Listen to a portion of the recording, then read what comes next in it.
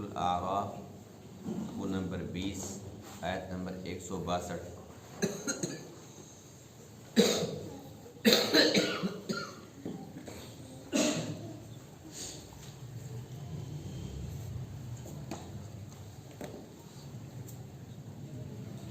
أعوذ بالله من الشيطان الرجيم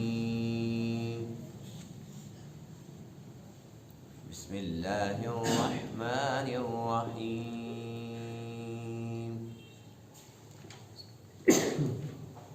واسألهم عن القرية التي كانت حاضرة البحر إذ يعدون في السبت إذ تأتيهم حيتانهم يوم سبتهم شرعا ويوم لا يسبتون لا تأتيهم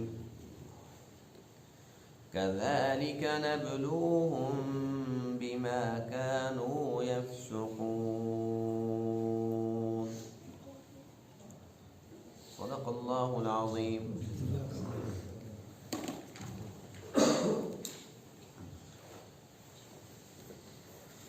آج کے درس میں اس آیت کریمہ میں بنی اسرائیل کی اس آزمائش کا تذکرہ ہے جس میں اللہ تعالیٰ نے خود انہیں مبتلا فرمایا۔ آزمائش یوں تھی کہ ہفتے کے دن ان کے لیے شکار ممنوع تھا اور ان لوگوں کی جو بستی تھی وہ بالکل دریا کے کنارے پر تھی اور ان کا جو کام تھا وہ صرف یہی تھا، ماہی گیری، مچھلیاں نکالنا، مچھلیاں پکڑنا، یعنی کہ ان کا کاروبار ہی کل یہی تھا۔ اب چونکہ دریا کے کنارے پہ رہتے تھے تو بالکل دریا سامنے نظر آ رہا ہوتا تھا۔ ہفتے کے دن جب یہ وہاں پر جاتے تھے تو اللہ تعالیٰ مچھلیوں کو حکم دیتے تھے کہ اوپر آؤ۔ اب مچھلیاں بار بار چھلانگیں مار رہی ہیں، پھر سامنے آ رہی ہیں، پھر ادھر جاتے ہیں، پھر کافی ساری اکٹھی ہو کے پھر اکٹھی چل رہی ہیں۔ اب ان کے دل میں خیال آتا کہ عجیب بات ہے، آج تو مچھلیاں بہت زیادہ ہیں۔ تو اس طریقے سے یہ لوگ سوچتے کہ کوئی ایسا طریقہ ہوتا کہ ہم ان مچھلیوں کو پکڑ لیتے، پھر سوچتے کہ کیسے پکڑیں، اللہ ناراض ہو جائے گا۔ ہفتے کے دن اللہ نے جو منع کر دیا کہ شکار نہیں کرنا، اللہ فرماتے ہیں کہ یہ ہماری طرف سے ایک امتحان تھا، آزمائش تھی، ہم نے خود مچھلیوں کو حکم دے رکھا تھا کہ ہفتے کے دن اوپر آؤ۔ اب یہ باقی دنوں کے اندر جب جاتے تھے کافی دیر بیٹھے رہتے، کوئی ایک مچھلی ڈبکی لگاتی، کوئی اوپر آتی، کبھی 2 3، بڑے حیران ہوتے تھے کہ سمجھ نہیں آتی ہفتے کے دن آتی کہاں سے اور باقی دن جاتی کہاں ہے۔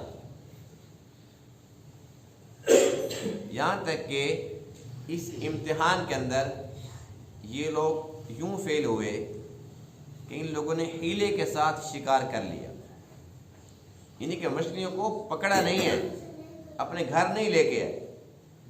اس کے لیے مختلف طریقے لکھے ہیں، مختلف قسم کے۔ کچھ ایسے کرتے تھے کہ وہ ان کو پکڑ لیتے تھے اور پکڑ کے پھر وہ دھاگے یا رسی سے باندھ کے پھر دریا میں چھوڑ دیتے تھے، ہفتے کے دن ان کو گھر نہیں لے کے آتے تھے۔ اور اتوار کے دن پھر وہ مطمئن ہوتے تھے کہ ہم نے 50 پکڑ رکھی ہیں، 20 پکڑ رکھی ہیں۔ ہر ایک کو پتہ ہوتا تھا کہ وہ میری پکڑی ہوئی ہے، دریا میں کھڑی ہیں، دھاگا کھینچوں گا وہ میرے پاس آ جائیں گے۔ اور کچھ لوگ ہماری طرح زیادہ تقویٰ والے تھے، وہ کہتے توبہ توبہ، مچھلی کو پکڑ لیا، تم نے پکڑ تو لیا۔ وہ کیا کرتے تھے کہ وہ دریا کے کنارے نا ایک حوض بنا لیتے تھے، بڑا گڑھا بنا لیتے تھے اور اس میں نا ایک نالی بنا دیتے تھے دریا کی طرف۔ اب وہ کیا کرتے تھے کہ وہاں سے مچھلی کو آرام سے نالی کے ذریعے اس حوض تک پہنچا دیتے تھے، لیکن ہاتھ نہیں لگاتے تھے۔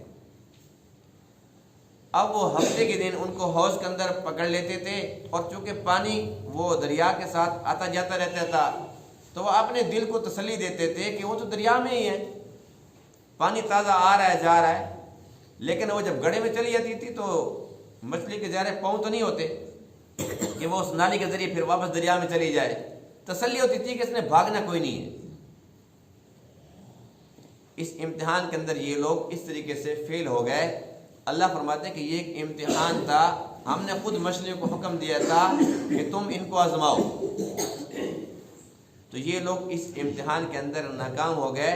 اس کے بعد ان کے اوپر اللہ کی طرف سے عذاب آیا جس کا ذکر انشاءاللہ آئندہ درس میں ہوگا. وَاسْأَلْهُمْ عَنِ الْقَرْيَةِ اور آپ پوچھئے ان بنی اسرائیل سے اس بستی کے متعلق التي كانت حاضرة البحر جو سمندر کے کنارے پر تھی. اذ یعدون فی السبت جب یہ لوگ ہفتے کے دن کے بارے میں حد سے بڑھ رہے تھے. کیا کرتے تھے؟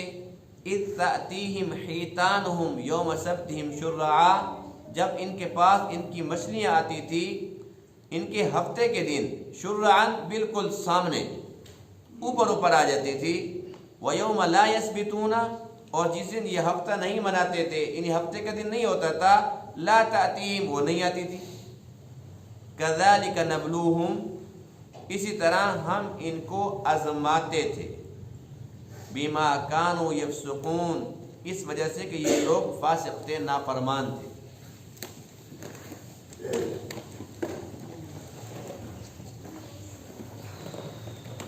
بنی اسرائیل کے جو یہ واقعات ہیں یہ ایک دم ایک ساتھ نہیں تھے مختلف اوقات میں تھے. جیسا کہ یہ لوگ جب آل فرعون سے نجات پا لیتے ہیں اس وقت اللہ کی طرف سے حکم آتا ہے کہ تم نے جہاد کرنا ہے. ان لوگوں نے جہاد سے انکار کر دیا. پھر 40 سال تک صحرائے سینہ کے اندر بھٹکتے رہے اور اس وقت ان کو اللہ نے من و سلوہ بھی دیا ان کو پانی بھی دیا بادل کا سایہ بھی دیا. یہ دور تھا موسیٰ علیہ السلام کا. پھر اس کے بعد آخر میں جا کر ان لوگوں نے جب یہ کہا کہ موسیٰ اللہ تعالیٰ سے دعا کرو کہ ہم من و سلوہ سے تھک چکے ہیں, ہمیں من و سلوہ نہیں چاہیے, ہمیں یہ بٹیر نہیں چاہیے, ہمیں تو سبزی چاہیے, ککڑی چاہیے اور دال چاہیے, لہسن پیاز چاہیے. تب اللہ نے ان کو حکم دیا کہ آپ اگر یہ چاہتے ہو تو اس کے لیے پھر آپ کو جہاد کرنا پڑے گا. اور گزشتہ درس میں گزر چکا ہے کہ اس وقت جب اللہ نے ان کو حکم دیا کہ تم نے جہاد کرنا ہے اور فلاں بستی پہ تم جاؤ گے, جہاد کے ساتھ اللہ تمہیں فتح عطا فرمائے گا اور وہاں جا کر خود کھیتی باڑی کرو گے. تو وہ اریحہ نامی بستی تھی اور یہ دور تھا یوشع بن نون علیہ السلام کا. کیونکہ موسیٰ علیہ السلام تو ان کو ڈانٹ دیا تھا کہ تمہیں کیا ہو گیا کہ اللہ نے تمہیں اچھی چیز دی ہے, اعلیٰ چیز, تم اس کو چھوڑ کے ہلکی چیز مانگتے ہو. میں تو اللہ سے بات کرنے کے لیے تیار نہیں ہوں. تو یوشع بن نون علیہ السلام کے دور میں ان لوگوں نے اریحہ نامی بستی کے اندر جہاں پر ان لوگوں نے اللہ کے حکم کا مذاق اڑایا تھا کہ حطۃ معافی کہہ کے ان کو جانا تھا حنطۃ کہہ دیا. حنطہ کا معنی گندم ہوتا ہے اور اللہ نے فرمایا تھا کہ وہاں پر تم جاؤ گے تو ادخلوا الباب سجدا, تم نے جھک کر جانا ہے.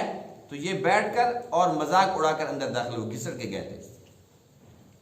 آج کے درس میں جس بستی کا ذکر ہے, جس بستی کے بارے میں اللہ فرماتے ہیں کانت حاضرۃ البحر کہ جو سمندر کے کنارے پر تھی, اور اس وقت ان لوگوں پر اللہ تعالیٰ نے یہ آزمائش ڈالی کہ یہ لوگ شکار کرتے تھے. اللہ نے مچھلی کو حکم دیا کہ ہفتے کے دن تم سامنے آؤ, باقی دنوں کے اندر تم سامنے نہ آؤ. یہ کون سا دور ہے؟ داؤد علیہ السلام کا دور ہے. کس نبی کا دور ہے؟ داؤد علیہ السلام کا, کیونکہ یہ بھی بنی اسرائیل کے پیغمبروں میں سے ایک پیغمبر ہے. داؤد علیہ السلام کے دور کے اندر یہ لوگ جس بستی میں رہتے تھے اس کا نام تورات میں لکھا ہے ایلات اور تاریخ میں لکھا ہے ایلا. یہ اس بستی میں رہتے تھے اور ان کی گزر اوقات صرف اور صرف شکار پر تھی. اور اللہ کی شان دیکھو, اللہ تعالیٰ نے ہمیں عبادت کے لیے کون سا دن دیا؟ جمعۃ المبارک. یہ سید الایام ہے.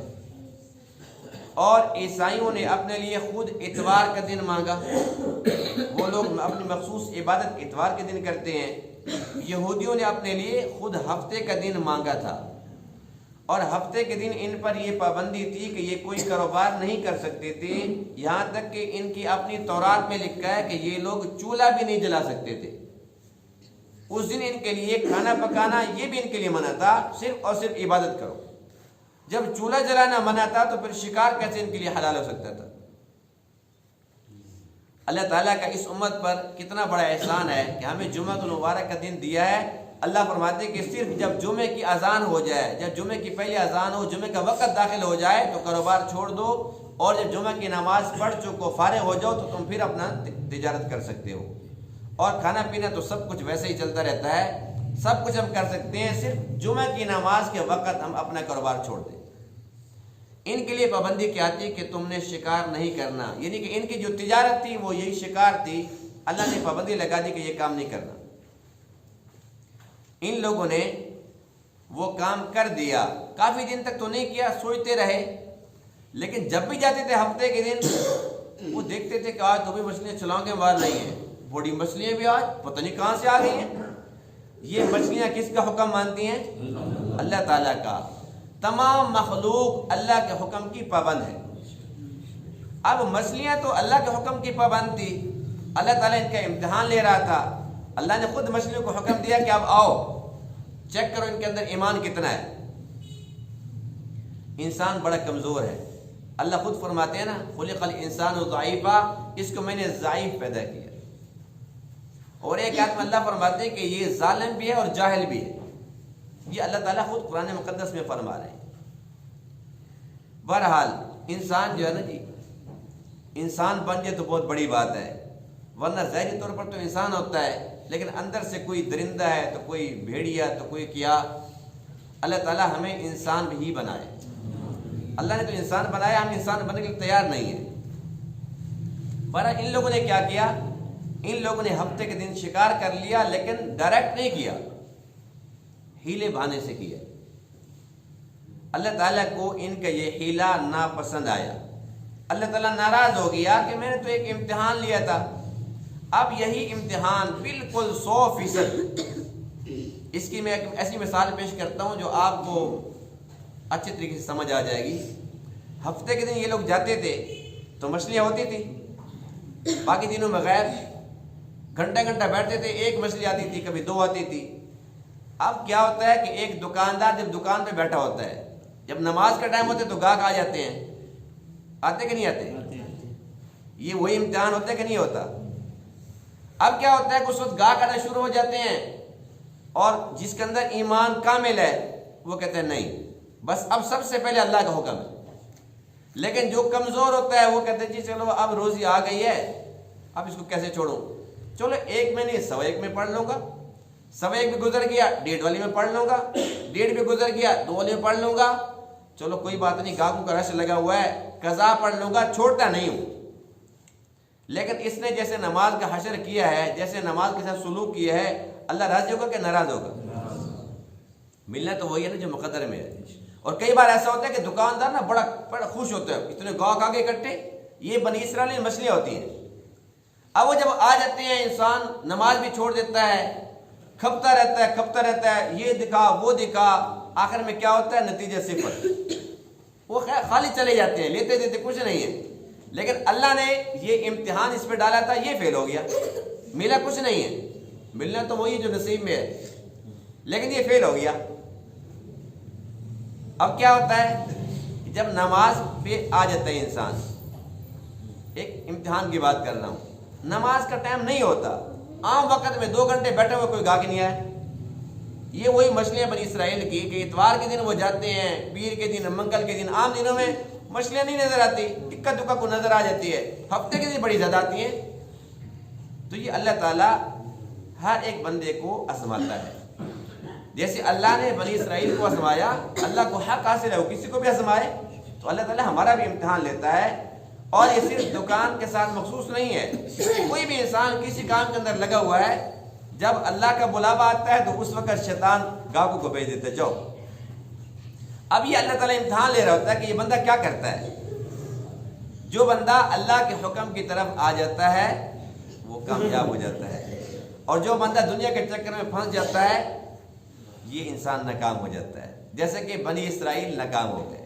اچھا ان لوگوں نے کیا کیا؟ کھلم کھلا تو شکار نہیں کیا تھا، جیسے کہ ہم لوگ کہتے ہیں جی پڑھ لیں گے، وہ کرتے کرتے نماز کی چھٹی ہو گئی، اب وہ زور والی اثر میں پڑھی جا رہی ہے، اثر والی مغرب میں پڑھی جا رہی ہے، پڑھ تو لی لیکن اس نے پڑھ کے بھی نہیں پڑھی، ایسی بات کہ نہیں ہے۔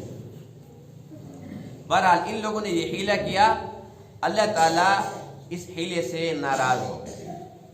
حدیث پاک میں ہے اللہ کے نبی علیہ السلام نے ہمیں کیا حکم دیا، فرمایا کہ تم یہودیوں کی طرح حیلے بہانے نہ کرنا، حیلہ سازی نہ کرنا، جس طریقے سے ان لوگوں نے کیا۔ اللہ نے ان کو آزمایا تھا اور وہ اس آزمائش کے اندر ناکام ہو گئے۔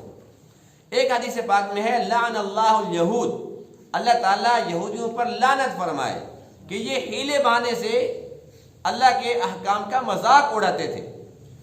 اللہ نے ان کے اوپر پابندی لگائی تھی کہ تمہارے لیے چربی حرام ہے۔ حدیث پاک میں ہے کہ ان لوگوں نے کیا کیا کہ چربی کھاتے نہیں تھے، اس کو بیچ کر اس کے پیسے کھا جاتے تھے۔ اب ظاہر سی بات ہے چربی حرام ہو گئی ہے، اب خود کھانی نہیں ہے، بیچ کر اس کے پیسے کھانے ہیں، تو بات تو ایک ہی ہے۔ چرس حلال ہے کہ حرام ہے؟ پاؤڈر حلال ہے کہ حرام ہے؟ ایک بندہ کہتا ہے جی میں نہیں پیتا، حرام ہے، توبہ توبہ یہ حرام ہے، ہاں بیچ کے اس کے پیسے کھاتا ہوں، وہ فرق ہے۔ ایک بندہ کہتا ہے جی میں خنزیر نہیں کھاتا، لیکن وہ جو کھاتے ہیں میں تو ان کو بیچتا ہوں، میں تو نہیں کھاتا، خنزیر تو حرام ہے، لیکن اس کو بیچتا ہے، اس کے پیسے کھاتا ہے، تو خنزیر کھایا کہ نہیں کھایا؟ لیکن یہ اپنے آپ کو چکر دے رہا ہے اور سمجھتا ہے کہ میں اللہ کو چکر دے رہا ہوں۔ اللہ تعالیٰ سب کچھ جانتا ہے کہ میرا بندہ کتنے پانی میں، اس کے اندر کتنا ایمان ہے، اللہ سب کچھ جانتا ہے، لیکن انسان کیا کرتا ہے، یہ حیلے کرتا ہے۔ اب لوگ ہمارے مسلمان جو مغرب میں رہتے ہیں، یورپ میں اپنا کاروبار کرتے ہیں، مسلمان ہیں ماشاءاللہ، لیکن وہاں پر شرابیں بیچ رہے ہیں، وہاں پر خنزیر بیچ رہے ہیں، اپنے لیے دال کھاتے ہیں، اپنے لیے حلال چیز کا انتخاب کرتے ہیں، آلو کھاتے ہیں، بھئی جی خنزیر حرام ہے، لیکن اسی خنزیر کا پیسہ تم کھا رہے ہو، شراب پیتے نہیں ہو، لوگوں کو پلا کر اس کا پیسہ کھاتے ہو، تو گویا کہ تم نے خود خنزیر کھایا اور خود خنزیر کھا کے شراب بھی پی۔ کیونکہ ایک گناہ انسان خود کرتا ہے یا کسی کو کراتا ہے، بات تو ایک ہی ہے۔ تو یہ حیلے وہی ہیں جو اللہ کے نبی نے ہمیں منع فرمایا تھا کہ یہودیوں نے کی اور تم نہ کرنا۔ ہم کہتے ہیں کہ ہم کیسے ان سے پیچھے رہیں، ہم تو ان سے بھی 2 ہاتھ آگے نکلیں، یہ کیسے ہو سکتا ہے کہ ہم ان سے پیچھے رہ جائیں؟ مسلمان وہی کام کر رہے یا نہیں کر رہے جو اللہ کے نبی نے منع فرمایا تھا، کر رہے کہ نہیں کر رہے؟ جو جائز حیلہ ہے اس کی شریعت نے اجازت دی ہے۔ وہ کیسے؟ اس کی مثال حدیث پاک میں ہے، حضرت بلال حبشی رضی اللہ تعالی عنہ آپ علیہ السلام کی خدمت میں حاضر ہوتے ہیں اور کھجوریں لے کر آتے ہیں، اے اللہ کے پاک رسول یہ آپ کے لیے میں ہدیہ لے کے آیا ہوں۔ آپ نے ارشاد فرمایا کہ اے بلال یہ تو بہت اعلیٰ قسم کی کھجوریں ہیں، تمہارے علاقے میں تو یہ نہیں ہوتی، یہ تم نے کہاں سے لی ہیں؟ بلال حبشی عرض کرتے ہیں اللہ کے پاک رسول ہمارے ہاں ہلکی ہوتی ہیں، ہم کیا کرتے ہیں کہ 2 کلو وہ والی دے کر 1 کلو یہ والی لے لیتے ہیں۔ 2 کلو دے کر وہ ہلکی تھی نا، یعنی کہ وہ 10 روپے کلو والی تھی، یہ 20 روپے کلو ہے، وہ 10 رس والی ہم نے 2 کلو دے کر 1 کلو 20 والی لے لی۔ اللہ کے نبی نے کھانے سے انکار فرمایا اور فرمایا کہ یہ تو کھلم کھلا سود ہے، جنس کے بدلے جنس۔ جب تم سودا کرتے ہو تو اس میں کوالٹی نہیں دیکھی جاتی۔ کوئی انسان 1 بوری گندم کی دیتا ہے اور اس کے بدلے میں 2 لیتا ہے یا 1.5 لیتا ہے، تو گندم کے بدلے گندم جب اس نے لینی ہے تو اس کو 1 کے بدلے 1 بوری ہی ملے گی۔ کھجور اگر اس نے 1 کلو دی ہے تو اس کے بدلے میں 1 کلو ہی لے سکتا ہے، کیونکہ ہے تو کھجور، بے شک وہ بہت قیمتی ہے، یہ بہت ہلکی ہے تو کھجور، جنس ایک ہے، اس لیے اس کے اندر برابر سبب تو ممکن ہے، زیادتی سود شمار ہوتی ہے۔ حضرت بلال حبشی پریشان ہو گئے کہ اب ہم کیا کریں، وہ کھجور تو دینے کے قابل نہیں، اللہ کے نبی نے پابندی لگا دی۔ اب اللہ کے نبی نے اس کا ایک طریقہ، ایک حیلہ ارشاد فرمایا، اے بلال تم ایسا کیا کرو، کھجور ہے تو حلال نا، خنزیر تو نہیں ہے نا، ہے تو حلال، حلال چیز ہے، تم اس کو پیسوں کے ساتھ بیچ دیا کرو، اور اس کے بعد پھر وہ پیسہ بھی حلال ہے تمہارے لیے، اس پیسے سے تم یہ خرید لیا کرو۔ یعنی کہ کھجور 2 کلو دے کر 1 کلو نہ لو، یہ 2 کلو بیچ دو، 20 روپے کی بکنی ہے، پھر تم وہ 20 روپے، وہ جنس تبدیل ہو جائے گی، کھجور پیسے میں چلی جائے گی، پھر پیسے میں کھجور آ جائے گی۔ تو یہ حیلہ جائز ہے، اللہ کے نبی نے خود یہ تعلیم فرمائی کہ تم ایسا کر سکتے ہو۔ ایک اور حیلہ قرآن مقدس کے اندر موجود ہے جو جائز ہے، حلال ہے، وہ یہ ہے کہ ایک پیغمبر ہیں حضرت ایوب علیہ السلام، جن کا صبر بڑا مثالی تھا. یہ ایک دن نا اپنی بیوی کے ساتھ ناراض ہو گئے. ناراضگی کے اندر آپ نے قسم کھا لی کہ اللہ کی قسم میں آپ کو 100 ڈنڈے ماروں گا. کتنے ڈنڈے؟ 100. اب یہ بیمار تھے، بہت عرصے تک بیمار رہے. اللہ تعالیٰ نے کرم فرما دیا کہ آپ ٹھیک ہو گئے. ٹھیک ہونے کے بعد آپ کو وہ یاد تھا کہ میں نے قسم اٹھائی تھی، اور ایک پیغمبر قسم اٹھائے وہ بھی اللہ کے نام کی. فرمایا کہ میں نے قسم کھائی تھی اور میں نے 100 ڈنڈے مارنے ہیں بیوی کو. اب اللہ فرماتے ہیں کہ ہم نے اس کو حکم دیا کہ اے ایوب 100 ڈنڈے نہ مارنا، اس لیے کہ تیری بیوی کا قصور کوئی نہیں ہے، تو بہت نیک بیوی ہے. آپ نے کیا کرنا ہے کہ آپ نے ایک جھاڑو لینا ہے جس کے اندر 100 تنکے ہوں. خذ بیدک ضغثا فاضرب به ولا تحنث. اپنے ہاتھ میں جھاڑو لو اور ایک دفعہ اس کو مار دو، تمہاری قسم پوری کر دوں گا. یہ حیلہ کس نے سکھایا؟ کس کو سکھایا؟ پیغمبر. یعنی کہ ایک جائز مسئلہ تھا، اللہ نے خود اس کا حل ہمیں دے دیا. جب ایک جائز حل اللہ کے رسول ہمیں دے رہے ہیں تو پھر ہمیں ناجائز حل کی طرف کیوں جانا چاہیے؟ کیا وجہ ہے؟ لیکن ہم کیا کرتے ہیں؟ یہود و نصارہ کی طرح جان بوجھ کر حیلہ بازی بھی کرتے ہیں اور ناجائز کرتے ہیں، حرام کرتے ہیں. ہم یہ سمجھتے ہیں کہ ایک حلال چیز ہے، ہمیں اس کو جان بوجھ کر حرام کرنا ہے، اور حرام کو کھانا ہے تو اس کے لیے ہمارے پاس مہر ہے حلال کی، لگا کر اس کو ہم کھا لیں گے، حلال ہے ہمارے لیے. ہم سمجھتے ہیں کہ شریعت ہماری تابع ہے، حالانکہ ہم شریعت کے تابع ہیں. اب چھوٹی سی مثال عرض کرتا ہوں.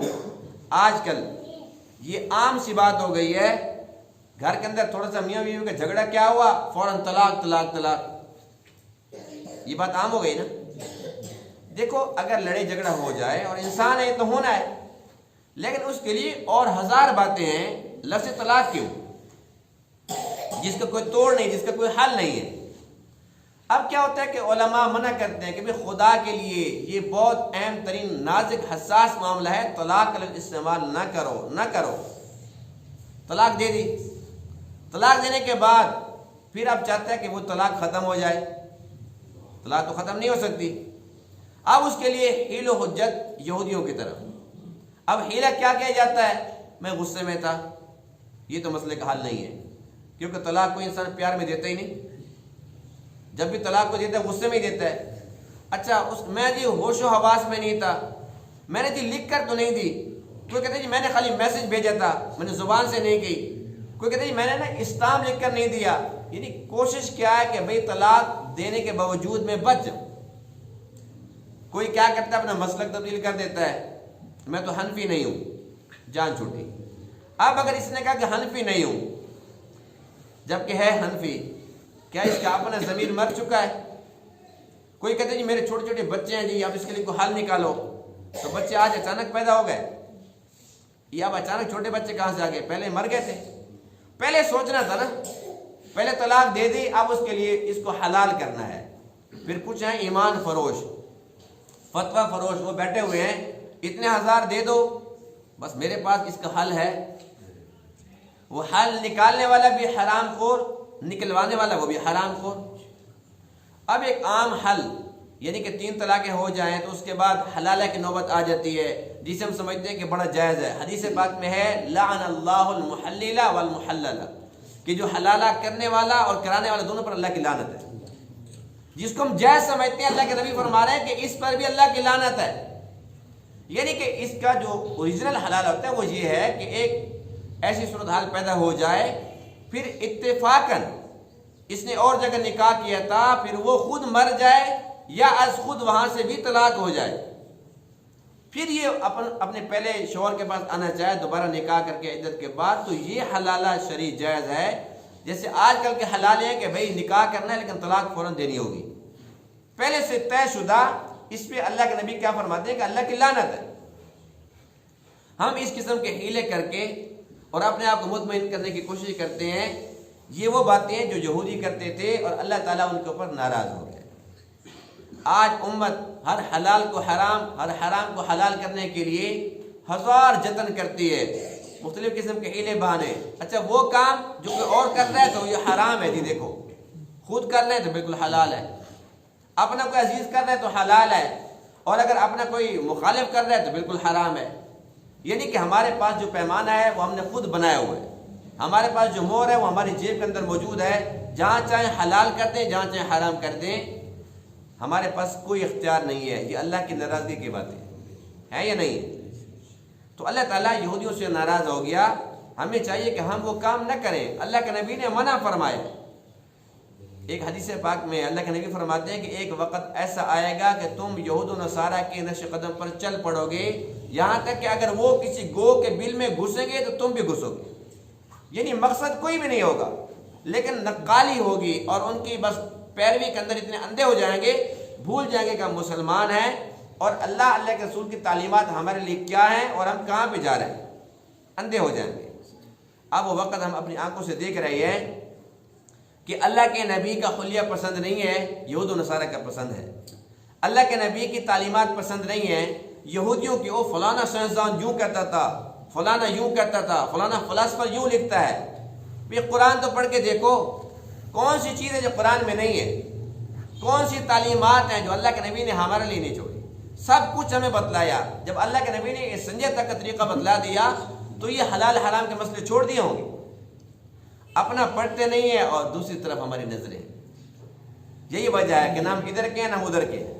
وہ کہتے ہیں یہ تو مسلمان ہے، بے شک شکل ان جیسی کیوں نہ ہو، اور اللہ فرماتے ہیں کہ یہ محمد ہی نہیں ہے، اس لیے کہ ان کی شکل ان جیسی ہے.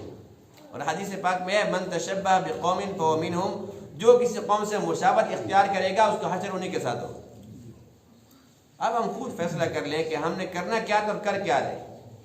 تو آج سے عزم کریں کہ انشاءاللہ ہم نے یہود و نصارہ کی پیروی نہیں کرنی، اللہ کے رسول کی کرنی ہے.